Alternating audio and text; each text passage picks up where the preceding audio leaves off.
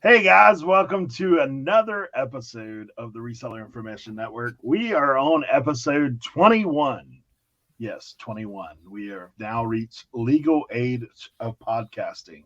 So we're here with you guys hanging out today. We are one down, and I'll go ahead and just let news Cernoch's under the weather. So send Get up better, some Cernoch.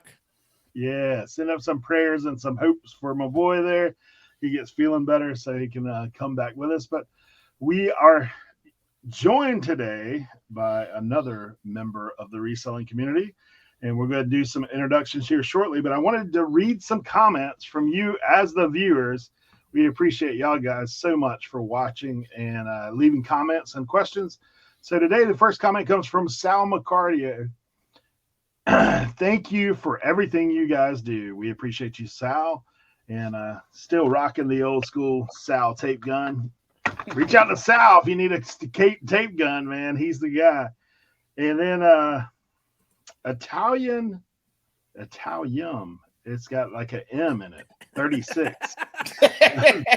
Great show. It says Ital and then MN, okay, 36. That's a great show. Thank you. Even though I probably butchered your name, we appreciate you for watching. It's the last time this guy's commenting. I'm telling you that. Yeah, I know, right? It's the last comment he's gonna have. Gold Tops Rock says, I've been watching your podcast for several weeks, and this has become my favorite podcast. You hear that, guys? Trash to Cash. All you guys, reseller clickbait. Yeah, sorry, guys. Favorite podcast here. I greatly appreciate the nonsense and information approach. I think that may be no nonsense, but maybe it is nonsense. I think we have a little nonsense from time to time. Approach your format offers each week. A big thanks and great job. Man, there's also one for Tim. It says, as Kat Sujanowski leaves a comment saying, I finally had a chance to listen and watch the whole episode. I'm glad I did. Tim really knows that glass. Have purchased from him in the past and looking for mid-century modern others as well. We'll keep you posted on the progress. So thank all you guys for watching. I do appreciate each and every one of you that have left comments for us, and we encourage you to continue to do so. It definitely lets us know we're either on the wrong track, or maybe there's something we haven't covered that we would like to cover. And if we don't know, as always, we'll go find somebody who does and bring them in. So today we're joined with. I hope that's not why you found me. I'm like, I know nothing. We're figuring it out. We'll figure out what exactly Paul knows and what he has to bring to the table today. It's going to be a very short episode if that's going to be what this is going to be about. So first off, we have with us, as always, our resident glass savant. Also knows a little something about the sports revenue business when it comes to cards, and also has another fantastic podcast that he's actually in the off season of. So Authentic in the Beard, you can check that out as well. But Tim, what's going on, man? Another day in paradise, just trying to figure out how I'm gonna get by to the next day, one day at a time. I'm moving along, getting closer and closer in this organizational task that I am working on. Also, we are climbing in the 7-Eleven point rankings. We are currently sitting at 106,241 7-Eleven points. So we're getting closer and closer to 110,000, and then our next big milestone of 150,000 7-Eleven points. So that's where I'm at right now, just grinding away on the whatnot front, and looking forward to the weather turning so I can get back out to the yard sales and flea markets and stuff. We haven't had any measurable snow here in DC in over a year, so hopefully we get in a little early spring. It's nice and sunny and bright out here today, so we'll see. But yeah, one day at a time, man, trucking along this reselling journey. My microphone is shaking. It's driving me crazy. Okay, we're good. I'm back.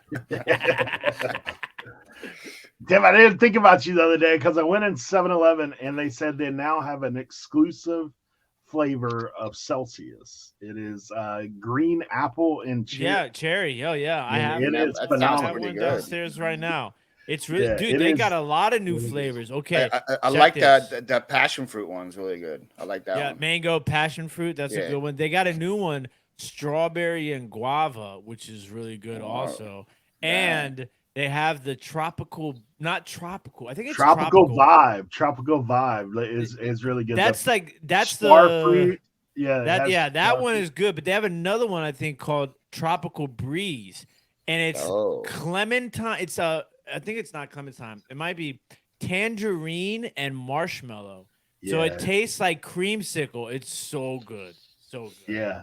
What's the Yeah, difference I between tangerine let and my wife clementine? try that one. She was not a fan. She's like, drinking a marshmallow, that's kind of weird.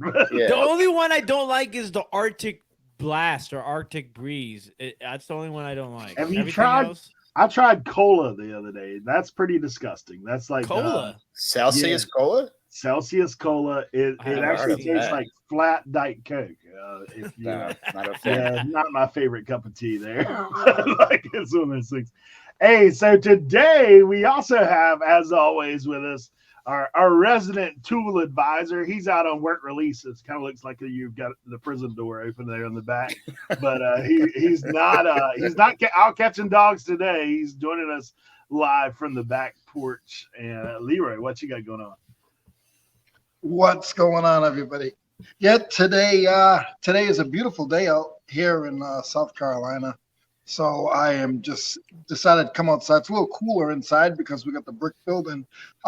Super excited that Paul's here today. Not many men get to pick me up, and that man literally picked me up one day. So I don't know if I have a crush on him. I still have a hernia from that. What line did he use? That's what I was wondering. What line did he use to pick you up? He literally picked me up. But I'm excited. He knows a lot. I've been able to go picking with him. And if you don't pick it up, he's gonna pick it up. So you better watch out. It's pretty much my watch motto. out. Yeah. If you don't grab it, I will. Exactly. And I am eating. And I will be eating. I think this is the only time of the week I eat is during the show. So get over it and get used to it.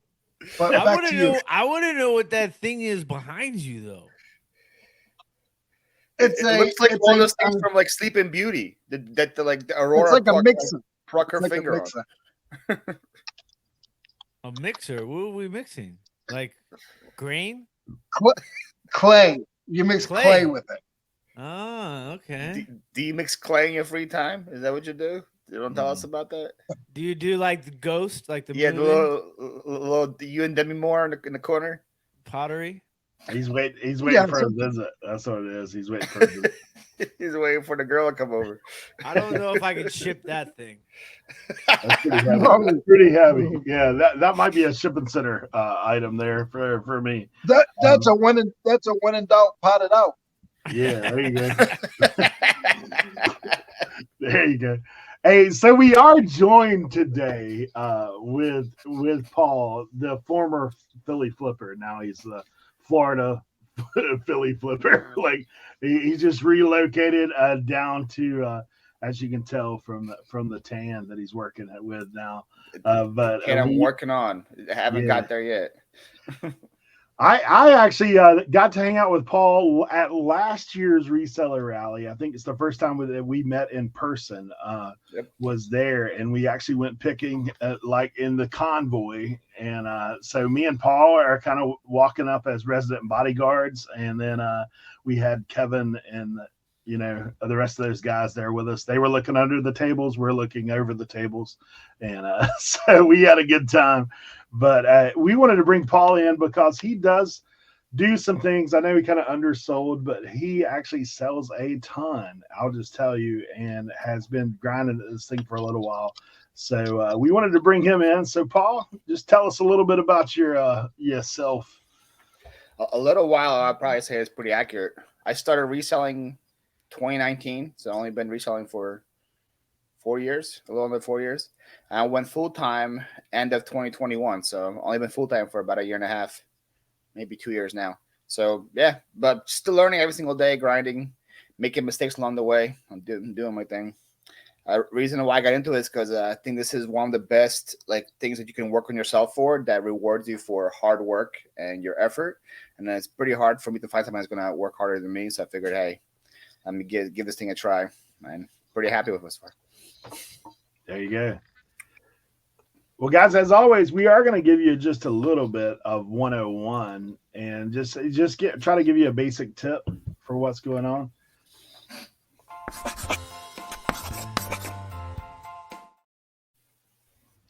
And Paul, I'm going to put you on the spot because that's when we have guests, so that we can just put you on the spot right out of the gate.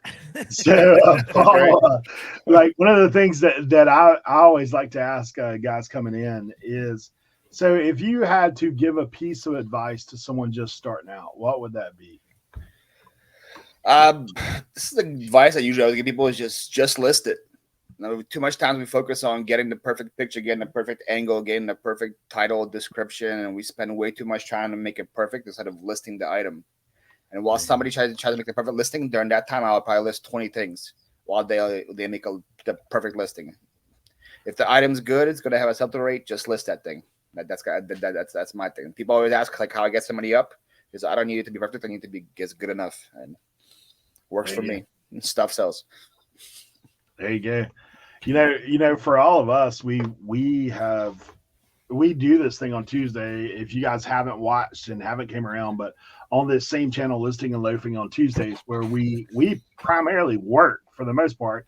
There are times that we're doing other things, but it's also involved in working. But I can tell you, one of the things that I learned early on is that same tip. It's like, man, you've got to put items up. Like, people aren't going to buy it from the back of your car. Like, they're not going to buy it like if it's sitting in a pile in your room. Like, no one even knows it's there. Like, they ain't going to buy it. So you got to get it up. That is a great tip. You guys got anything to add on a 101 today? I mean, I'm trying to think if I can give something to kind of piggyback with that too.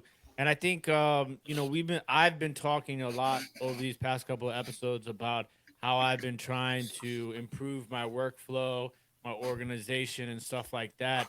And I think, I think that's kind of to piggyback off of what Paul's saying is, if you allow yourself, put yourself in a position to do what he's saying as far as just listing it and not spending so much time on trying to find the perfect way to list it and the perfect listing itself. I think having a streamline, like a workflow that allows you to do that is probably going to be super helpful. And I think that's something that is going to be different for each person, because each person is going to be in a different workspace and so forth. But I think that, just trying new things and setting yourself up for that workflow. So whether it's incoming, and then you have it right next to, where you take your photos, and then, you have your box right after that. So it's like you take it from, it's ready to the picture to the box, and then you're ready to go with your listing from that point. So I just think that being able to create a workflow that it allows you to list at a pace in which Paul is referring to, I think that's going to be super helpful in the future, especially getting those listings up as fast as possible. Yeah, how I do is I bring 10 things into my office, put them right here. I draft the 10 things first, then do the 10 pictures, upload, and then I store the 10 things. So instead of me just going one at a time, okay, let me look it up, let me take the pictures, let me put it away. I do 10, 10, 10, 10, and then that way it goes up way faster than just doing one at a time, for sure. Leroy, you got anything to add? Yeah, I mean, like these guys said, you have to make sure that you list it. I personally, it cracks me up because it's sort of like the TV show Love It or List It. I list it, I don't love it, because the way you look at it is, if you list it on eBay, it's going to be on there. Like, somebody's going to have it, or you're going to find something like it. There's times where I won't comp anything. I'll just list it, and I'll take the pictures, and then I'll go and I'll list it, and I'll find it. Like, I don't, like Paul said, and I don't spend time. I don't edit any of my pictures. I don't edit them. I don't have time for that. I think, Paul, you do edit pictures, correct? Yeah, I have the bulk photo room app, so I just bulk all of them at the same time. There you go. Yeah. Yeah, I mean, one thing I would tell you, especially if you're starting out, if you're part time, I mean, more than likely, if you're starting out, you are part time. That's just how it is. Yeah. One of the things that I picked up on later, and honestly, I paid for it along the way, it is when I first came out, I was like just looking at items and saying, okay, this is what I'm going to pick up, and this sells. But I'll just tell you, like, one tip for me, 101. Is if you don't have the time to clean, test, do all that kind of stuff, then look for clean items. Like, look for items that I can list it right now. I ain't got to. And then the other thing is sometimes it's worth it to clean an item to bring the value up. But there's sometimes where it's not worth it. Like I've seen golf clubs that are the same, like it's got stuff and all that kind of stuff on it. And then one that's clean and they sell literally for $2 difference. Yeah. Like if it's going to take you 30 minutes to clean that thing to make it as good as what the other one is, then you might as well just list it the way it is and let it go.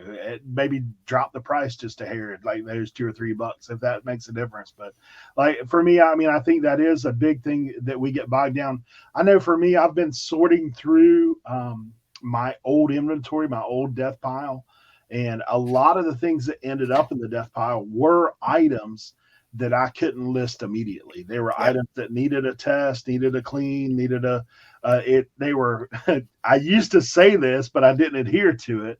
They were projects, not profits is what they were. They were projects that never got to the point of being profit. So now I have tried to take this winter and go through a lot of those things. And honestly, just if it's not worth it, just get rid of it. Like, and get it out of your workspace, like Tim was saying, to where it's not bogging you down. Yeah. So I was spoiled with employees back in my old warehouse, so that all the kind of stuff that I didn't want to do, I was like, yeah, you go clean this, you go clean that, you go test that. Yeah. Now it's all by myself. It's a completely different ballgame. So there'll be some stuff where like, ooh, that's a good profit, but I have to spend all this time cleaning it, doing that. I'd rather just list more items than that time, and I would pass on it. So yeah. I definitely agree with you on that thing for sure. For sure. All right, we're going to jump into our next topic, which is trending.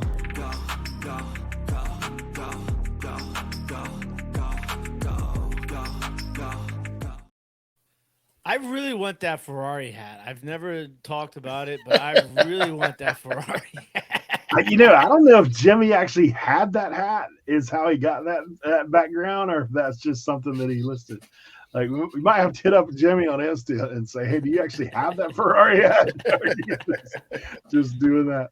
Hey, as far as trending, Leroy, I know more than likely what you're selling, but give us a little trending action. Surprise us, Leroy. Tell us you're selling a video game or something. Combos. Combos are trending, guys. There we go. Combos. You got to eat. If you don't eat, then you have no energy. So right now, combos are trending. I thought you were gonna go and like it has to be like shaped like some kind of like Minecraft character. That combo is gonna sell for like thousands.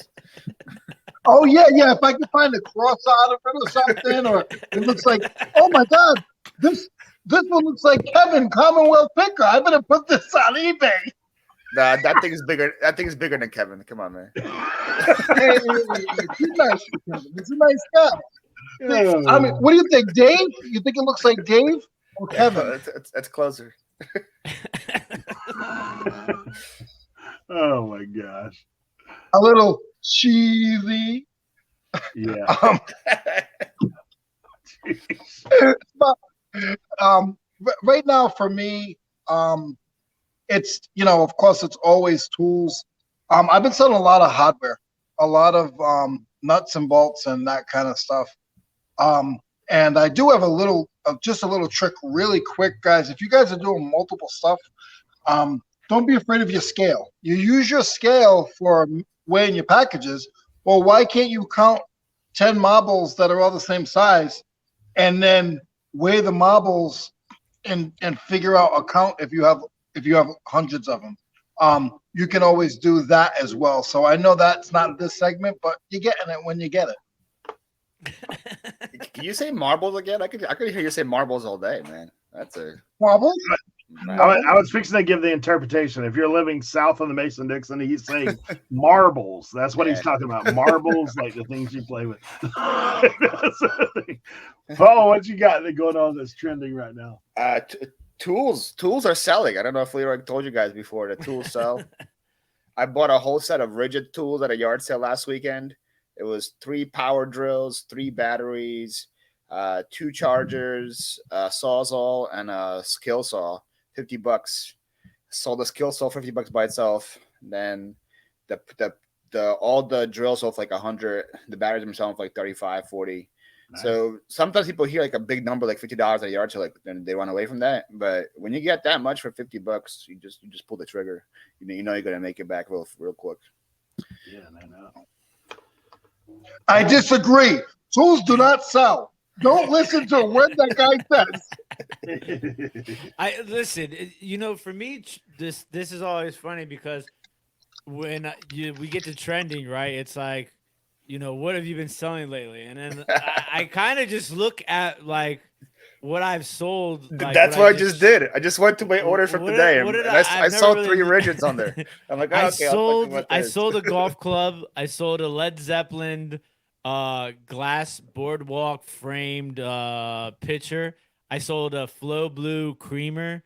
I sold a sealed audio book from 1989. That sold for $24. Nice. I sold a glass banana split dish. I sold a plate from Virginia. I sold 2 lampshades, and I sold a green satin jacket. So there's really no rhyme or reason to what's selling for me. So that's why I always try to kind of give you guys something that I think is in the foreseeable future that's going to have a lot of people searching for. And so my tip for that, as far as trending goes right now, is going to be baseball. Okay. Baseball spring training has already started.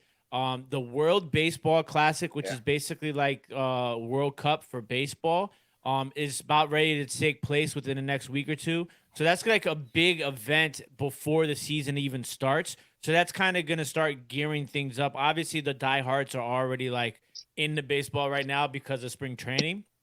But with the World Baseball Classic, it's kind of something that puts the eyes universally on baseball. So I think that's a huge thing. And baseball is so long during the year that it's really something that kind of you can start looking for now and will last you as far as listing goes throughout, all the way until the World Series, which is going to be like, October, November.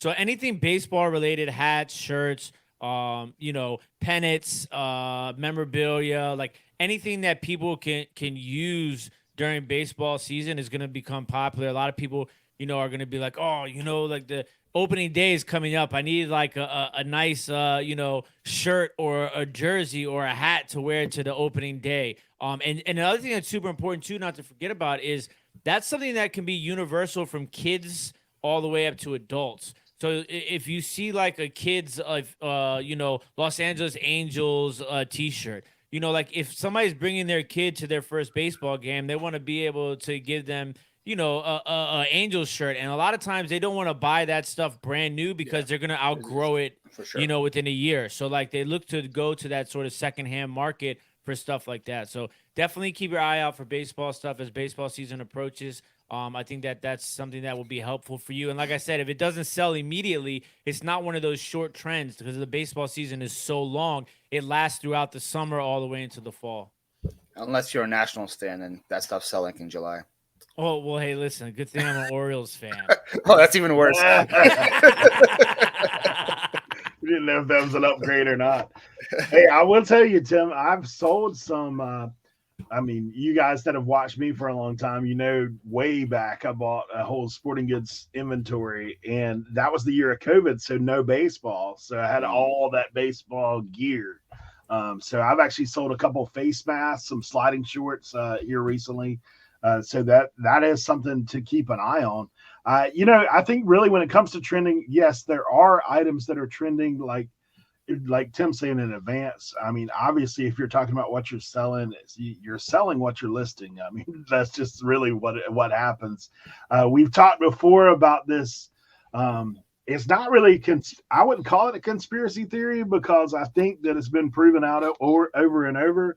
But I can tell you, if you list variety of stuff, like, okay, so today I listed some GPSs and I sold an older GPS I had. Like, it's weird how that happens. That happens all the time. Sparks Yeah. the category that may have been dead for you for a while. Is when you're listing in that category, you may get some extra views. So that happens as well. So that's just my little trending is you're going to sell what you're listing for the most part. But if you're looking for something to sell, I mean, think holidays, think like what Tim's talking about, like seasonal stuff. So we know Easter's coming up. Probably if you've got Easter bunny stuff, that'll probably sell. If you've got anything along those lines, I know you can almost, if you're going to think about holidays, think about every department store. When you see them begin to put out all that stuff like way in advance, there's a reason for that, because that's when people buy it. So just think about that when you're out looking, especially with eBay shipping, right? It's not Prime, so it won't get there next day. That's it. All right. We're going to jump into deep dive, but this time we're going to deep dive with Paul, the Philly Flipper.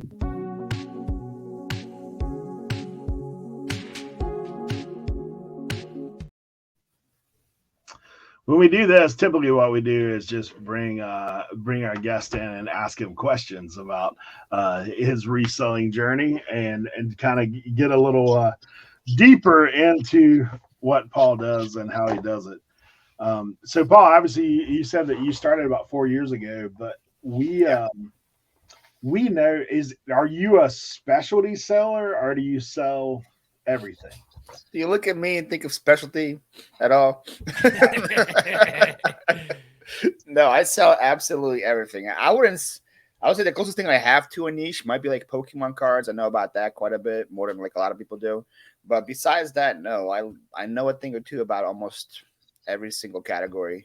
I feel that's pretty good, because then when I can go to a yard sale and almost find every yard sale, I find at least one thing that way. But no, I don't specialize in tools or anything like that. We waste your time doing that. I will tell you that was one of the when I got a chance to actually go picking with Paul, that was one of the coolest things I found about going out with Paul, because I think, as much as Leroy only sells tools, he does know about other things. And I know Cernoch's not here, and Eric, we will pick what is there to be picked, and I think that a lot of resellers do, get lost in the shuffle because they feel like they have to, ask for video games and then that's it, and run away if there's no video games, and when I got to see Paul out in the wild, it was awesome, because he was like one of us. So when we would go to I remember we went to that little church flea market place when we were on the 100-mile yard sale, and I gave Paul a nice piece of advice about being prepared, which I don't think he's ever forgotten. Hopefully, I feel like no one will forget that, man. But no, it is awesome, and I think that it's good to see somebody like Paul, who has had the success that he's had, especially on YouTube and in reselling as a business, to show people that you don't necessarily have to just sell one thing. And it's important to familiarize yourself with as much as you possibly can, because the more you know, the more you're going to be able to pick, and the more you're able to pick, the more you're able to sell. And it definitely just allows you to pivot at any given point when something might not be selling or you can't find a certain thing.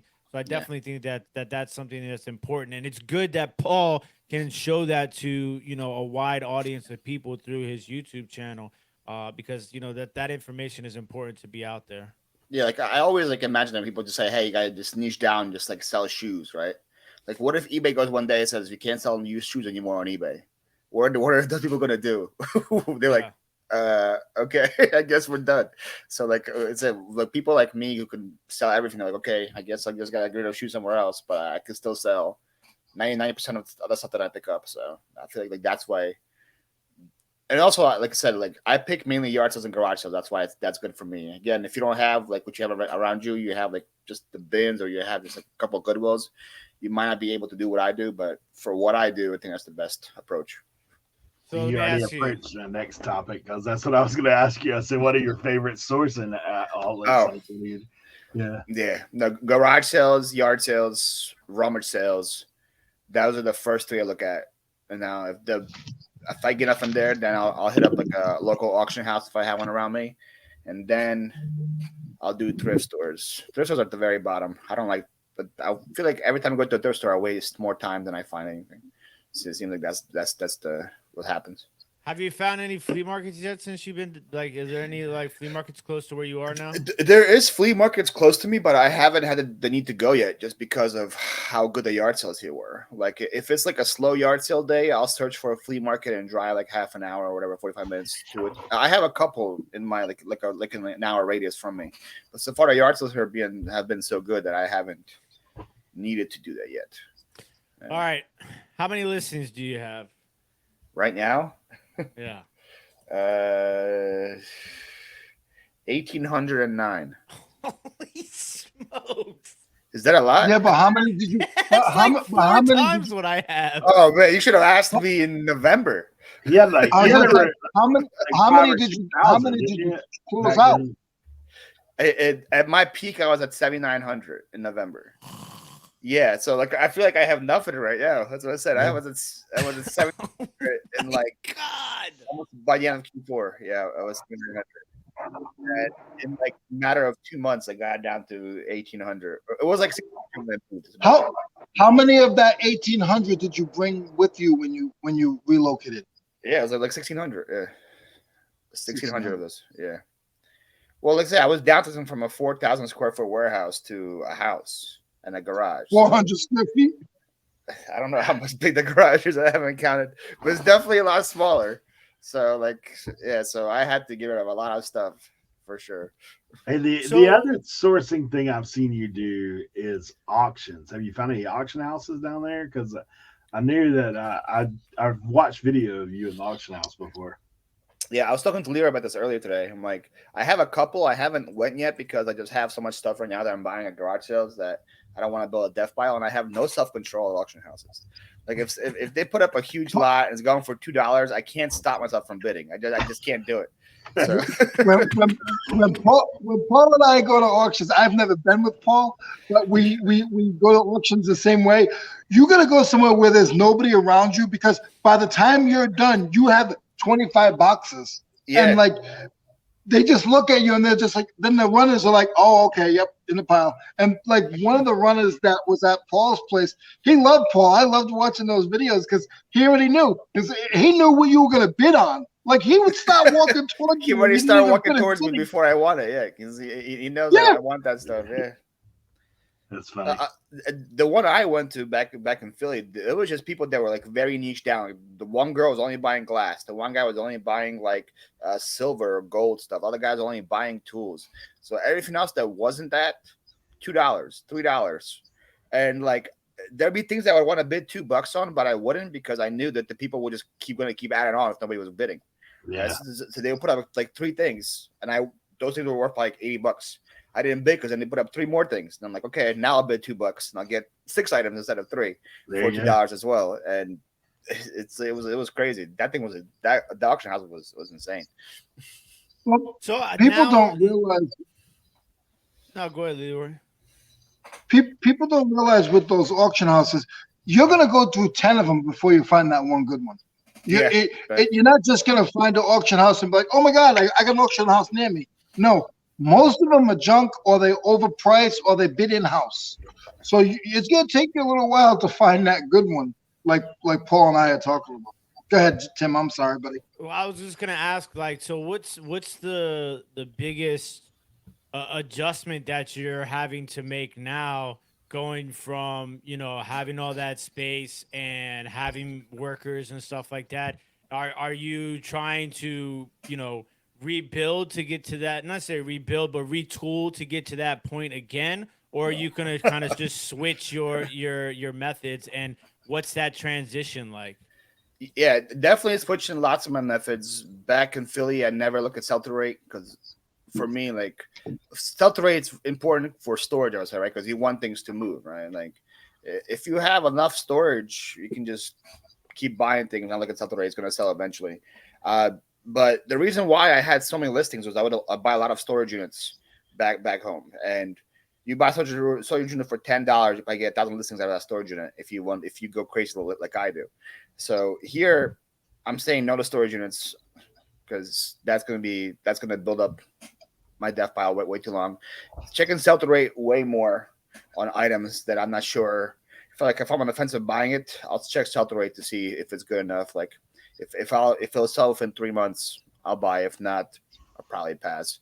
And then like how Eric said, I really don't want to do projects now. Like I bought one pizzelle maker on my first weekend here that need to be cleaned.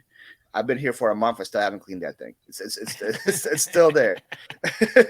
So I'm like, if I'm not gonna do it, if it's gonna just sit there and not get touched, why focus on that? So yeah. Are you seeing your average sell price go up, being that you're not buying as much in bulk? Yeah, for sure. Or like if it's like a bulk thing, I am doing lots more lots now. So like, yeah, I found a couple of like Carhartt shirts at a yard sale before a couple weeks ago. Before I would list them all individually for like $10-$12 a shirt. Now I just did a big lot for like $35 and got that out. It's way easier to do one sale than do 5 individual sales. Now I'm gonna probably lose out like $10-$20 for that, but it's one transaction and it's gone. One box, way easier. One shipping. box. Yeah. One possible return request instead of 7, so it's yeah. It's not ask Paul question day, but I have a question as well. Oh no, it's ask Paul question day. It's definitely ask Paul question day, Leroy. Come on, man. We're in the deep dive. We're diving on in right here. You have actually moved about 1,000 miles, maybe 1,400 miles from where you were. Have you seen any issues or differences with shipping prices and shipping? Because you were sort of in the middle of the East Coast anyway, and now you're off you're way down in the boonies. How has that affected shipping? That's a really good question. So I've noticed right away that I can ship to Texas now with USPS. Before from Philly, I was shipping Texas always UPS because I do like a fixed shipping rate. So my shoes are like $11 or $12 fixed. So I couldn't really put that in a shoebox because it would be cost me like $14-$15 to ship it to Texas. I have to do like a bag and poly for that. But now I noticed that Texas, so pretty much Florida to Texas, that south part is cheaper, and then like New York, PA, that part is more expensive, not by much because we're still East Coast. And then Cali, Washington is pretty much the same how it used to be. So it has its up and downs. I feel like a lot of people move to Florida, a lot of people live in Texas, so there's a lot of people that buy from Florida and Texas. So those things are pretty cheap to me. I've noticed a lot of Alabama people buy from me now. I don't know if I haven't noticed that in the past, but a lot of people from Alabama are buying from me now.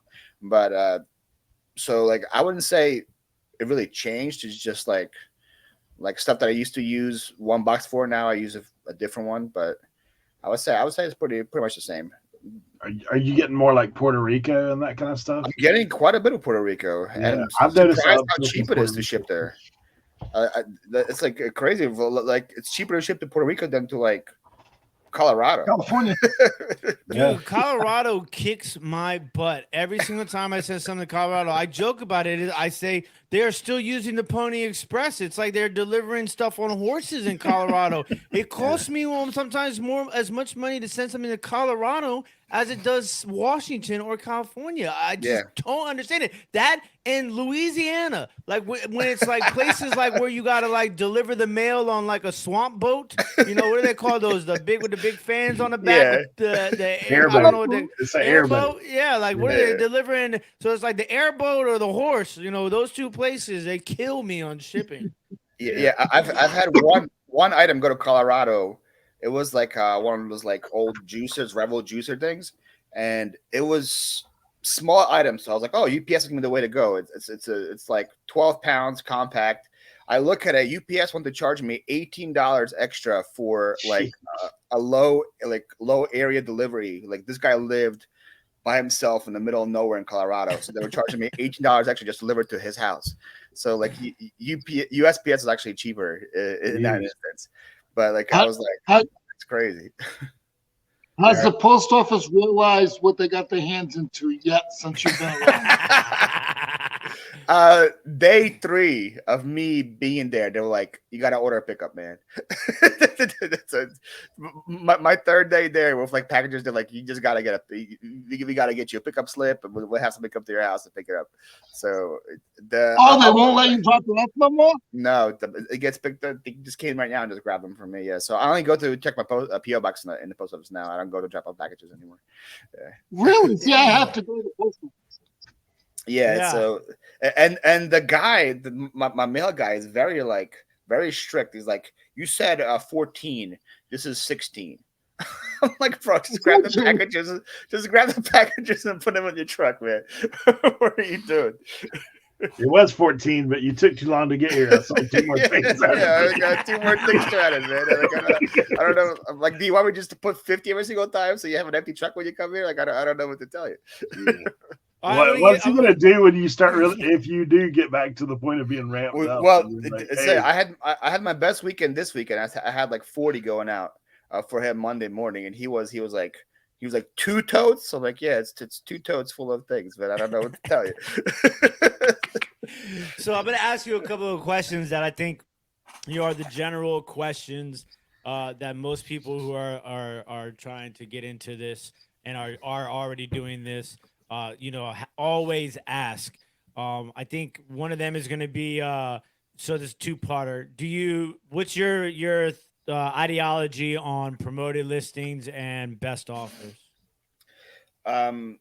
So I guess it depends on. So for me, I promote everything because I want everything gone. Some people say they promote like a week in. They don't promote like I have too much OCD when I go in and it says like things being promoted. I need that to be 0. Like I can't go on my computer and just says you have 8 items that need to be promoted. Like I promote it. It's automatic for me. I have an automatic promotion thing, and I do. Above standard, I play with that a little bit right now. I think 3% above standards. It's pretty high, but like I said, I just want things gone. I want things to be in and out. And I've done tests for me personally, and when I turn promoted off compared to when it's on, it's like night and day difference for what I'm selling. And then best offers, I changed this plenty of times. Right now, I have best offers on all items, and then I have automatic decline. So if it's like 40% or less that they're offering me, it gets declined right away. And then I have an automatic accept of 12% or less. So if they offer me 12% range, I automatically say yes, and 4% or less. Because you don't want to see you have like a $100 item, somebody offers you $5. You don't want to see that and just have that ruin your day, So I have that set up. And then another little 2-parter. So like I know you source everything like most of us here at RIN. Is there something that you really like keen in on? Like when you go out yard selling, you're like, okay, I wish, I hope, like I have my eye out for this sort of stuff or this item or this category. Okay. And then the second part of that question is going to be, how do you get into where you are? Like, how are you learning about new items? Is like, as opposed to like, just going out and just picking things up and comping it, or like, is there certain people that you watch that you kind of get some ideas from, that sort of thing? So what I look for kind of changed when I moved down here. So like up north, it'll be like, oh, I can't wait to find some video games or like Pokemon cards or something like that a lot of younger kids are into. Down here, there's really not that much. So for me right now, it's like, oh, I can't wait to find a vintage T-shirt because there's a lot of nice vintage tees down here. So it's either that or like a nice golf club or something like that. That's kind of what I'm looking at now. Or like I told you guys earlier, the DVD VCR combos, they're everywhere here. So I actually even started like in the past, I would just do recycle boxes for those things. Now I have so many and they're selling so fast that I'm ordering custom like 18 by 12 by 6 boxes from Amazon. So I can just put that stuff in there and just get it out because I don't have time to break down all the boxes for how fast those things are selling.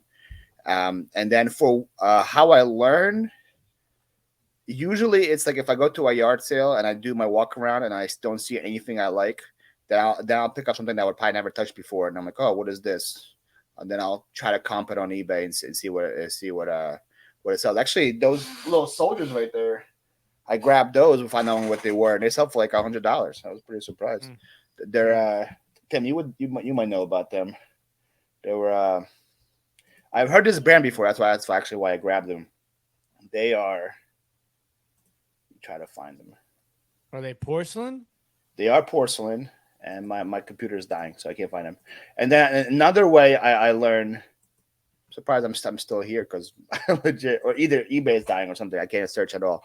Another way I learn is just by watching. I try to watch what sold more than picker videos because you actually want to see what is selling. And then when you see a what sold and they sell something for like $200 that you would never have touched, I'm like, okay, let me make a mental note about that item so that I know in the future if I see something like that, I will grab it.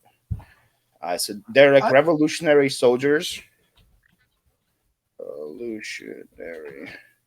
They're by Sadek. Sadek. Yeah, Japan, I believe. They're Japanese. Yeah, in Japan. They sell for $100. I paid $1 for them, and I would have just walked right past them most of the time. But this yard sale had nothing there. And actually, I had like one of my viewers at the sale, so I don't really want to leave empty-handed. Like, or I want to see like I know what I'm doing. So I'm like, oh yeah, let me grab these things for $1. And then, so I know I've asked a lot of questions. This is gonna be my last one, I promise. Yeah, because I'm next. A lot of these questions I'm asking too are not just. I think they're obviously important for everybody who's watching. But I ask when I get people on here that are guests with us. I ask a lot of questions that I think I would want answers to because like Paul said when he first started when we did this show, the opening, he said that he's always learning. And I think that that's one of the most important things that, we preach here on RIN is because we're constantly always learning from each other. Like, and I think it's super important. And there's people out there on YouTube that think they know everything and they don't want to learn more. And I think that, for me, like I'm always trying to learn more. And like, I tell these guys too, when we were talking about bringing Paul on, I said, we got to get Paul on because Paul is like kind of where I want to be, the ability to balance the amount of sales and create content. And, and now you're doing it even more so it's a lot more difficult because you're by yourself. You don't have those workers to help you with the shipping and the cleaning and stuff like that. So I think one of my big questions is how have you found the ability to be able to do the amount of listing, make the amount of sales, and still create content at the same time? Schedules. So I don't have like a schedule, like from 8 to 9 I'm doing this, from 9 to 10 I'm doing this, whatever. But I have like a daily tasks, so today my task was like I want to get 20 things up. I want to go to a farmer's market, buy my groceries for the week. I want to edit one vlog and do all these things. And then I have like a work and reward yourself system. If I get all the stuff done by like 4 p.m., 5 p.m., I reward myself by going to the beach. If I don't get it done, I'm working until the sun goes down, and then I get it done, So that's kind of my thing. So I think it's always important because if you just work, and then don't reward yourself, it gets pretty dull and maintained, and you really don't have like the passion to do it. But now you're like, oh, I gotta get 2 more things up, and I can go out. I can get out of here. I can go and read a book and go watch the sunset, So I feel like that's good. So I have like a daily, like every single day I wake up, I need to do this, and every day it's listings on there. And then I have certain days where I'm editing content or doing something like that, and that way is good. And also that way it mixes it up. I will list 5 things. I will spend like 10 items. Spend 10 minutes editing a video. I will go do something else. I'll come back, list 5 more things. So that way it keeps it interesting, That's the way I like it. Is Leroy done tapping the screen? I did have a question for you, but I can't. Leroy's like, I can't hear you guys well. Can you hear me?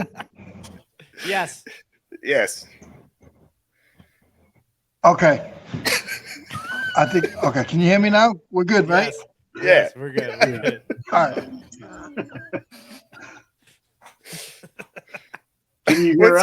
What's your question, Leroy? He just He's like, I'm out. I'm not sticking During around. Tim's question, he was just like doing this the whole time. I was having so, He had his trying hand so over hard the not screen. to I thought he laugh. was like, yeah, it's all right. He'll be back. I You feel know- bad. I took up Leroy's question time Yeah, before man. his phone. Now he's like, heck with that, man. I'm out of here. Yeah, he was He'll like, be I'm back. done. Like Tim's asking too many questions. I'm out of here. This Yeah, is that how was it works, man. Yeah. I usually ask way more questions than I should, but I think I'm just always fascinated by how everybody else does things, you know, because I'd we all rather do have things those different. questions than the one to get on my Instagram every single day. So I appreciate that. My Instagram questions every day is like, how much should I sell this for? What does this go for? I'm like, I'm not doing your homework for you. I'm sorry. Oh, you're not Paul Point? I can't do that for you. Tara Paul? Or like they were like, can you work point this for me? I'm like, if you send me like a link, I have to do just click on it and I'll send you a screenshot where work point goes. Yeah. But if we just say, hey, she sent me a picture of something and work points for me, like I'm not gonna do your research like that. Like no, I'm not work point. You should be like $2.99 per item. I should. Oh yeah. Why don't you let us know about your Patreon there, Paul? Yeah, I'm telling you, one day someone's gonna make one for me. The joke's gonna go away. Yeah. But If I'm gonna share my worth point with you, then I need at least there we go. percentage. So, all right, while we wait for Leroy, so what about the back end? Like this is, a little bit more content creator related, but like what was the turning point for you, and like what did you learn that really helped you propel your YouTube channel and everything? So a big part of it was the rally, where I got to sit down and talk with the people that knew what they were talking about. Sit down and talk to. A big part of it was Pete, Clickers Hunter, helped me quite a bit. John, Stanley Picker, and then I'm really good friends with Kayla, homeschooling Picker, and she's one of the people that like started like after me, and her channel just blew up and did amazing. So I was like, okay, what she's doing is doing something right. So like let me just like pick their brain. And I was listening to all of them, got consistent advice, which was like pretty much if you want to grow, you have to be consistent and you have to have good quality content that evolves over time. Like your video that you make today can't be the same video you make a year ago. It has to be better, improved. Something has to be better on it because people are going to stop watching. And then the big part was you have to like niche down to where YouTube knows where to push you and just shove that niche into YouTube's like face until they push you out. So like I used to have what sold, thrifting, storage unit, auction house, garage sale, all that stuff on one of my channel, and YouTube had no clue where to put me, like which box to put me in. So I just decided just to go in a garage sale box. And if you know, even to this day, every single video that I make on my main channel has garage sale somewhere in the title. Doesn't matter where it is, garage sale is somewhere there. And so that way, when I put the video up, I do an incognito search. I YouTube's garage sale. I'm always in the top 3 results when my videos go up. So YouTube like knows, okay, Philly Flipper puts out a video. It's a garage sale video. It's going to go out to the garage sale audience, and they push me to that public. So that's how you get it. That's how you get the eyes on them. And then if the quality of your stuff is good, people are going to continue watching. Or get your AVD up, and then they push that up to the public. So it's very like simple like advice, but then people just say no, I don't want to do it that way. I want to poke this, and then they complain when the stuff isn't growing. That's me. I'm that guy. So like when people ask me like how to grow, I'm like, do you want YouTube to be a business for you? Do you want it to make money for you? Do you want YouTube to be something like a fun hobby that you have? Because there's different advice for all these different sections that people want to go to. Yeah. But that's been working for me.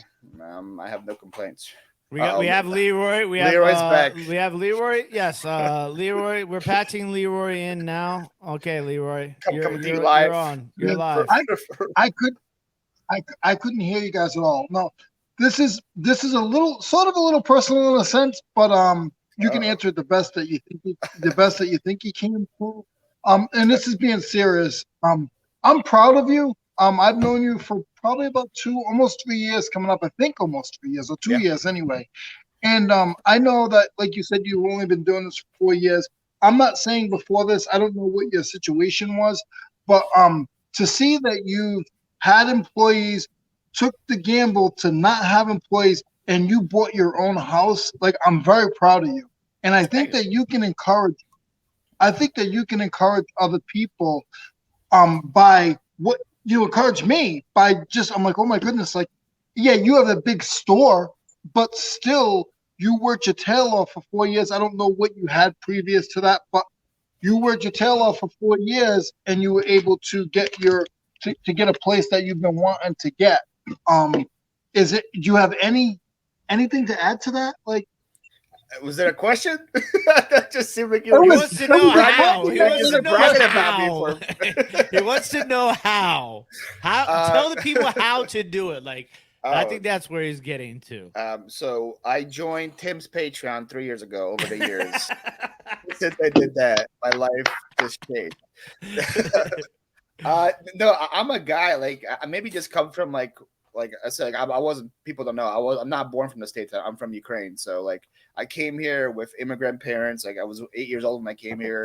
My parents had a couple $100s in the bank account when they left, and they came to this country to give like a better life for me. That was their main reasons. We were pretty comfortable in Ukraine, but they knew that like the kids could be way more successful in the States. So that's why they moved here for us. So like my whole life, that's been like what it's been like encouraging me to just continue to hustle, continue to grind, continue to work hard. It's just like knowing the sacrifices that my parents made. And then eventually I want to reward them in the future for it. So like for like this year, like an example, they've been having like hard time making ends meet, so they couldn't go on vacation. So for Christmas, I got them a vacation to the Dominican Republic, like fully paid. Just said, hey, here you go, you guys go out, and they were like shocked. You know, my dad needed a John Deere tractor for his property, he couldn't afford it. I could get one for him that way. So like things like that is like what kind of pushes me to continue to work hard and work hard.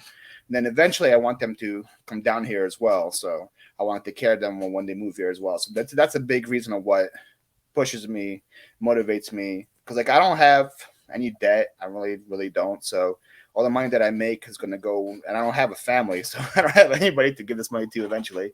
Like when Tim dies, he's going to give his kids his 8 million 7-Eleven points. I have nobody to give that to.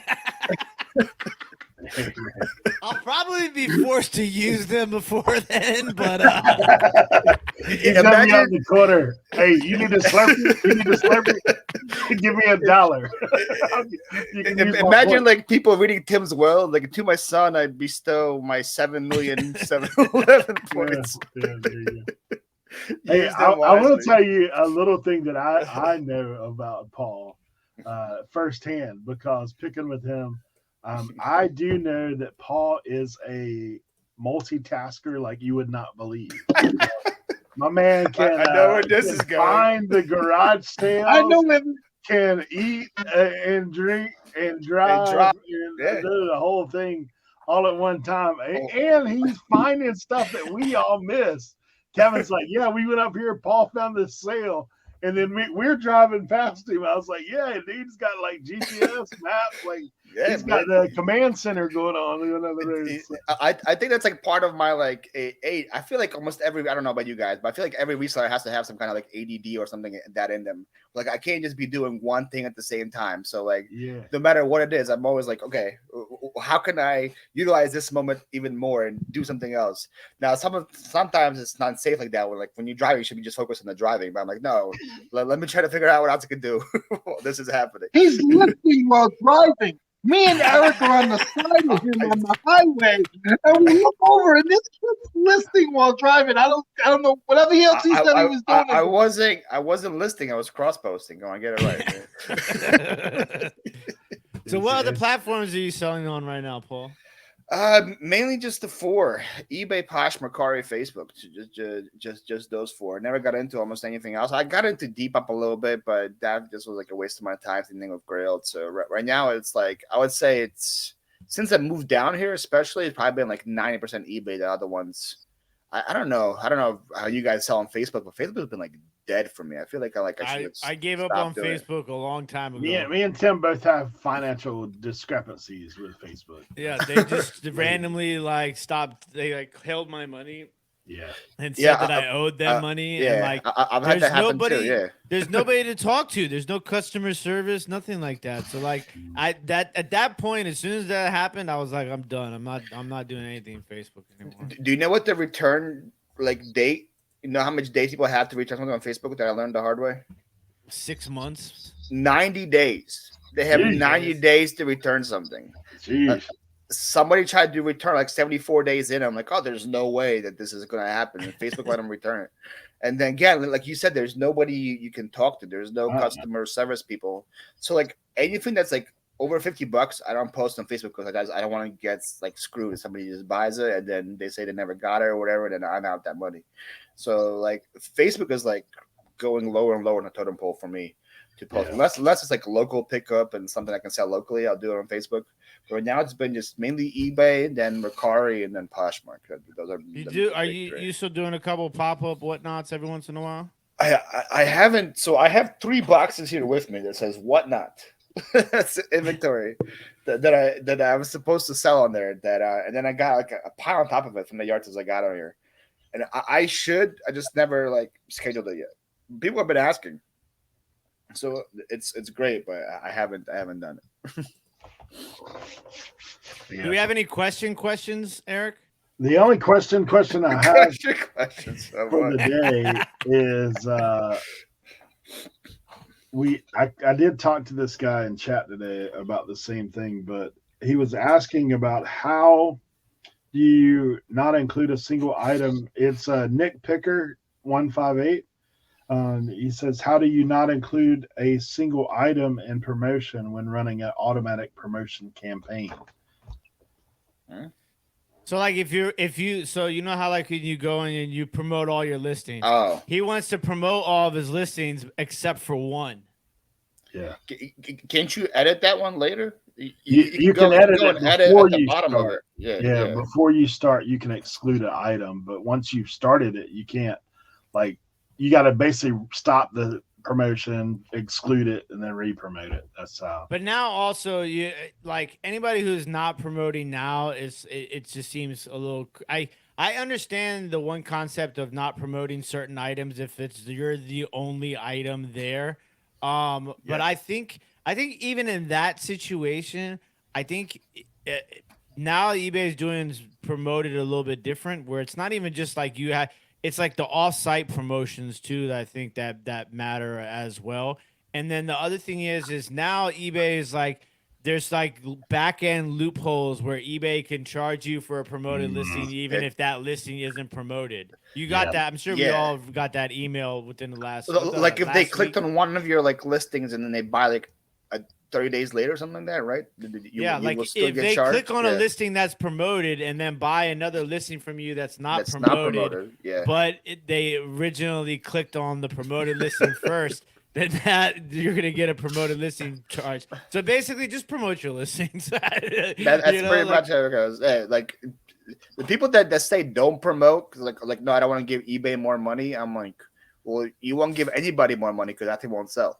We said the only way the other day, and I've talked to and know quite a bit of YouTubers like you guys do as well, but we had talked about the other day that there are some people that promote in different ways because if they get tons of viewer sales, then they don't necessarily have to promote as much as everybody else. But even those guys, like I've had conversations with a couple of them recently, they said, you know what, I think we're going to have to start promoting because eBay's like throttling. Nobody can prove all this stuff. The algorithm is one of those things that just floats around and no one really understands it. I don't even think the eBay people understand it, but it's got a life of its own. It's AI. You know, Will Smith is coming over, like trying to talk to the robot. But we look at that thing and say, no one really knows for sure. But like, I think it is coming down to the point like, hey, we're gonna need a little bit more money for you to sell that item. That's basically what it boils down to. So I changed my promotion this past week. I play with it all the time. Like I move it around and try different things. So I'd actually dropped back to just 3% across the board, and sales went back down. And then I went back to what you're doing. I'm above the. I think I'm like 1.5% right now above what standard is. Yeah. And for me, it works out at about 8-9%. So there we go. Just what it is. Which pretty much adds up to what Poshmark was going to charge you, right? Because it's like 20% for Poshmark. So it's pretty much the same. Yeah. And so the people that complain about it is people that probably spend way too much buying their stuff. Like, if I buy something at a yard sale for like $2 and sell it for $40 on eBay, I'm okay with giving eBay 20% of that. I'm still very happy with the profit that I make. Yeah, 100%. That is like that's what I live by. Like, people are like ask about numbers. Like, I mean, listen, it's just all I calculate is what went out and what comes in. You know what I'm saying? So it's like as long as that makes sense to me, then it doesn't matter. Like, you have to spend money to make money, obviously. Do you do any auctions on eBay? Yeah. I've done a couple auctions on like items that I wasn't sure about, and I just started them at the price that I would have listed them for as a buy now. And a couple of them just got one bid and sold for that, but some of them kind of surprised me. I did one for an Olympus camera that like sells for like $200, but it just had so much more accessories with it that I had no clue if those accessories were worth anything or not. So I just did a big lot, and it sold for like $60 more than 200. So nice. I paid $1 for the camera, so I was happy with 200. And then I had last time I did one was like I got like an Ertl die-cast huge John Deere tractor, and I couldn't find any with my size, so I just put that size up, and I posted it for. I got it at the Goodwill bins actually in South Carolina, Leroy's area. I was at the first person profit convention. We went to the bins with Kayla Treasures Noir, and I found it there, so I paid like $4 for it at the bins. Listed it for 100 on auction, so only got one bid, but it was 100. So happy with that. Yeah, sometimes it works out. I had I guess it was last year. I had all these Bionicle parts from the big Lego buy that I had, and I didn't know. I just put the little mask things up there, and apparently there was one mask that was like super good. So I had like 12, 15 masks or something, and it ended up selling for like $300 and change. Dang. Somebody's like, yeah, that one mask is like almost $200 just for some little mask. Like, I really don't even know which one it is. Like, the guy was talking to me about it. I was like, that's crazy. Yeah, for big big lots like that, it also just makes sense because you don't really want to spend all the time researching and whatever. You take accurate pictures and you show what you got. The people that know, they're gonna bid it up. And like, it only takes 2 people for the auction to go off, right? It only takes 2 people to want something, and then they will bid that. When you think about it, just like we've said, I mean, if you're buying it at the right cost, and you know that, like, it doesn't matter. Like, I mean, I used to get hung up in that a lot more than what I do now. Like, used to, I'd be like, oh man, maybe I sold it for way undersold it. It's like, who cares, dude? You sold it, it's gone. You paid like a couple bucks for it. Like I told you guys about the slide rule. Like, I sold it in 5 minutes. Most of the time, you're like, "Oh man, I probably listed too low." I'm like, I paid $1. I sold for 50. I'm happy with that. Yeah, I got 60 or 70 for it. Maybe in the future I'll list it higher. But right now, 1 to 50 works for me. Yeah, the math is mathing, as Tim would say. Right? Yeah, there you go. There you go. Yeah. You guys got any more questions? No more questions, but big shout out to Paul and Nashville Flippers. That show is I listen. You guys call me. I will rearrange my schedule. I have so much fun doing the reseller draft. I think it's important to like let people know, like, hey, we're resellers, but we have other things that we like to talk about and enjoy and stuff like that. I think you get a little bit of that from all of us on Reseller Information Network. We can go off into some wild conversations at times, but I just wanted to make sure I gave you two guys a big shout out, because I think that's a fantastic concept, fantastic show, and I always have tons of fun. So anytime you want to do a Reseller Information Network draft edition, reach out to us. I'm speaking on behalf of us three and Cernoch. We will love to come on and do one of those. That'd be fun. Leroy's been jazzy. He hasn't got an invite yet. Leroy's like, I think he's in there forcing the invite today. He's like, hey, you gotta get me on. Like, come on, what are you doing? Hey, you gotta do. You do have to send a snack box to Leroy though. That's his per diem. Like, if come on the show, he needs a snack box ahead of time. When we do a tools draft, Leroy will definitely get an invite. The biggest tools. Leroy will get the invite for that draft for sure. Oh man, yeah, it's good. It's good. Paul, We are I- going to be one of putting all of Paul's links down below for his various channels, and so you can go in and check out. Very shallow. I only got 2. Yeah. Let me make it seem like I have like 75. Yeah, we'll make sure that we got. Now you're not quite on Kevin's level, right? Nah, not You're yet. up there like 5 or 6. But yeah, we level's not that high, but I'm not on that level yet. No. Hey, he said he did add the bunk in the shed. Like he said that. Oh, Yeah, I think there was a little nameplate on it that said Philly Flipper. Like, yeah. That shit gotta be a little taller. yeah. But hey, so we are gonna start wrapping this thing up. But we do appreciate each and every one of you guys as always for being here, and we definitely want to especially thank Paul for taking time out of his schedule. To come and hang out with us and just share a little bit. I want to thank Leroy for taking time out of his schedule and recording not in the car today. That just means a lot, the world to me. That Leroy is not in the car, but actually outside. So appreciate it. Yeah. You're getting the he didn't have the dog catcher mobile with him. Yeah. It's one of the things. He's on the road. eBay addicts. I hadn't seen him in a while. I was thinking about that when we were talking about the car thing. Oh my goodness, that was my first ever interview with him. He was in the car and he was like, I have some terrible service. I'll just put you on full screen and you just talk. So like he just clocked out and it was just in the chat. I was like, nobody was asking me questions. I was like, this is weird. I went on there first a couple ever times. interviews. Yeah. I went on there a couple of times. It was the same thing. Yeah. Shout out Jeff, bro. Hey. Like, hey, he's my neighbor. I haven't seen him, but he lives close to me. He lives like half an hour away. A funny story, man. Back in the day, I had we had Reyes, the entrepreneur, on my Friday night show that I used to do with Sam. Wow, and then Jeff had him. He did a ride along with Reyes, and because he does that medical where he does the transport or whatever for hearts and all that stuff. And so Reyes is with him, and his car breaks down on the interstate with Reyes. Like they're side the road for like 2 hours, dude. Seriously, they're side the road, and the tow truck guy came, and Reyes was finally like, "I'm out, man." He said, "I've never not finished out." But he already had Reyes has a lot of subscribers. He had a lot at that time. Yeah, dude, he was like 300,000 back then. I was like, yeah, Reyes. But we got him on the shows because of Instagram. Honestly, like I went on Instagram, and he had this thing up, and it said, "Ask me anything." I said, "Hey, would you come on our show?"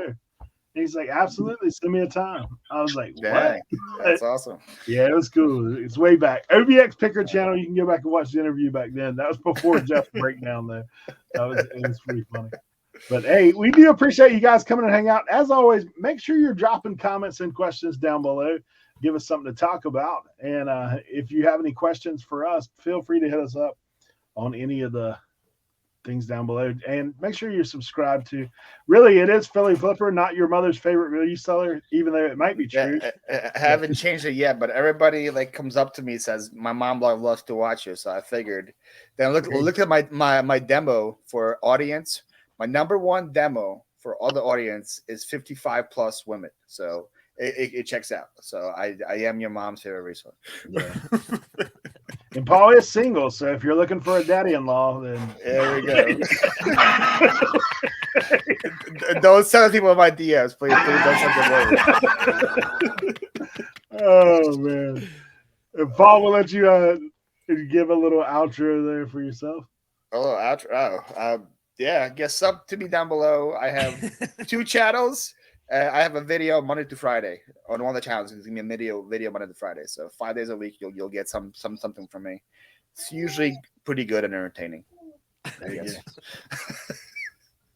Leroy, what you got? I got a question for Paul. Oh God. It's a real question. It's a real question. It's a cutoff video, but it's a real question. Are we interrupting your beach time? No, beach time is going to be in 30 minutes. So no. Okay. I will still make the sunset. I'll take a picture of something just for you. I'll send you a picture. Okay. We're on the checklist today. We're on the checklist today. So this is his last thing to complete. Then he's out of here. It's on the list. But I wanted to say thank you to Paul and to everybody who comes out and watches us every week and watches my dad jokes and my bad interception and who knows where I'm going to be next. But thank you everybody and continue watching Reseller Information Network. There you go. So, All right. Big shout out to these guys. Big shout out to our brother who is not with us today, Cernoch. We hope by the time this comes out, he'll be feeling much better. It feels a little weird going an entire Tuesday without talking to Cernoch once. So hopefully he's feeling a little bit better. Big shout outs to obviously Leroy and Eric, my other brothers. This show means a lot, not obviously just to the viewers, but to me. This is a part of my weekly routine, and big shout out to Paul. Like I said at one point during the show, I'm always super fascinated, especially by what Paul does. I think it's undervalued in the big scheme of the reselling world of champions. Is the ability to do what he does. A lot of times it's super hard to balance that, and I have been struggling with it personally for a long time. So. Big shout out to Paul. Appreciate you coming on. It's easier to balance when you have 2 channels, not 7 like you. So, so I definitely appreciate Paul coming on. It's always interesting to hear everybody, because we're all different, and to hear everybody's techniques and ideas, and to kind of like take all that information to you as the viewers, and see what works best for you as you're going through your reseller journey. And most importantly, please make sure you guys are leaving questions for us, because that is the main point here is for us to help you, not for me to ask questions to help me. Unless actually, you know what? It is good because I ask questions to help me so that I can help you. But if you have questions, please bring some questions. It is very important for us to do our best to help you guys. But thank you very much, as always, for watching. Don't forget to tell a friend about RIN, Reseller Information Network. Do do do do do do do do do do do do do do do do do do do.